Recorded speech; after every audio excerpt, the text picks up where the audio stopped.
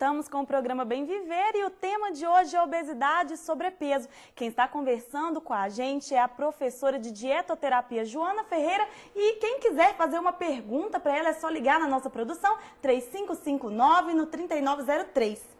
Joana, você é especialista em dietoterapia. O que é esse tipo de terapia, no caso? Dietoterapia, na verdade, é o estudo de todas as possibilidades de terapêutica, né? Ou seja, de cuidado de doenças pela dieta. Então, a gente estuda todas as possibilidades de mudar a alimentação para melhorar a vida do indivíduo que tem alguma doença. E é possível ter uma alimentação saudável e equilibrada comendo de tudo ou alguns alimentos eles devem ser restritos? A gente pode comer de tudo, Kelly, mas tem tudo que a gente pode comer de vez em quando, tem tudo que a gente tem que comer todo dia. Então, alguns alimentos, né, a gente deve evitá-los e deixar para consumir em momentos, né, mais raros, mais eventuais, enquanto outros devem estar presentes na nossa rotina diária, no nosso dia a dia, no café da manhã, almoço, jantar, nos nossos lanchinhos.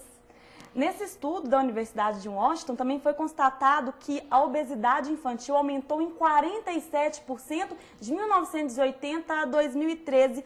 Quais aí os alimentos que eles devem ser evitados na alimentação de crianças? Como que é a dieta aconselhável para os pequenos, no caso?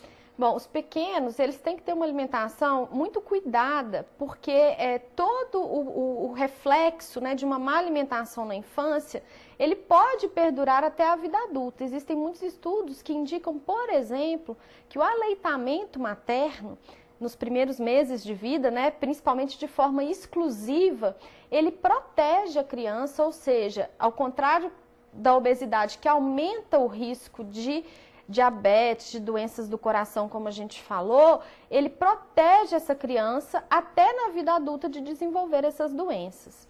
E a alimentação infantil, ela tem diversos critérios, né, de introdução dos alimentos que devem ser cuidados.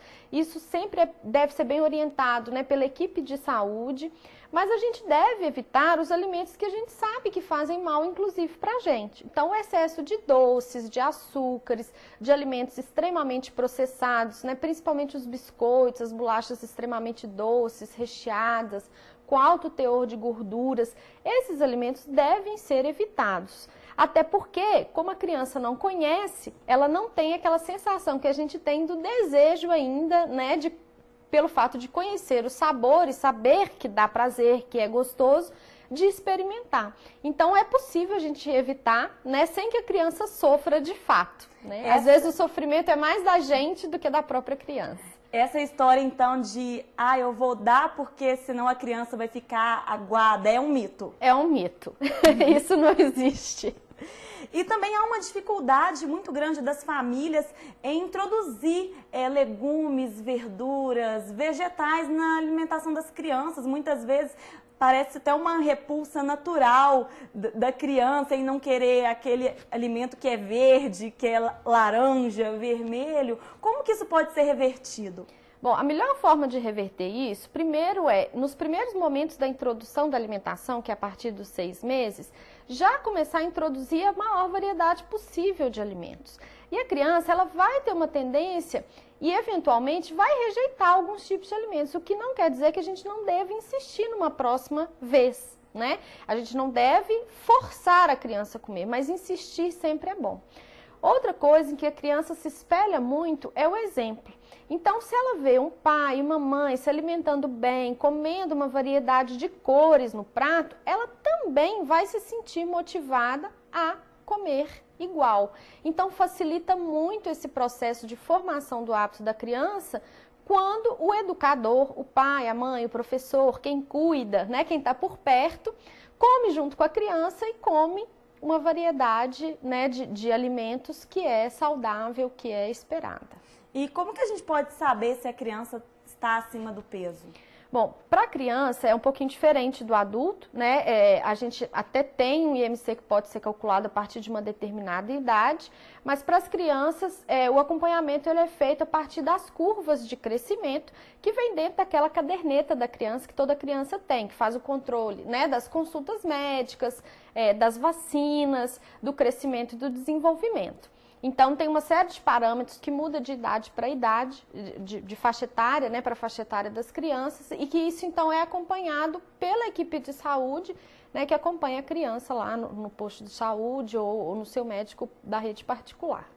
E em relação à merenda escolar, o que os pais devem ficar atentos na hora de preparar o lanche das crianças? Bom, para preparar o lanche das crianças, vale o mesmo princípio da alimentação de casa, né? A maior variedade possível, o alimento mais natural possível. Então, evitar as coisas muito prontas, muito processadas. Preferir sempre sucos, né, naturais. Preferir sempre, ofertar sempre na merenda frutas, né, no seu modo natural mesmo, uma maçã picadinha, uma pera, uma uva, casca, né? Uma banana, um mamão, né? Tudo aquilo que faz parte aí da nossa cultura alimentar, tá?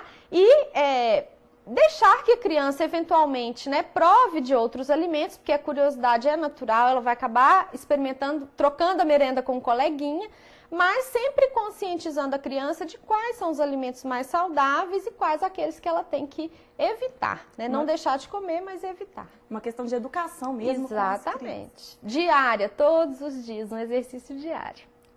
E quem tiver alguma dúvida ou alguma pergunta para fazer à professora Joana, é só ligar para a nossa produção, 3559-3903. Lembrando que o Bem Viver tem o apoio da Trupe Boutique, que fica na Avenida JK, no bairro Bauxita, em Ouro Preto. O Bem Viver volta em instantes.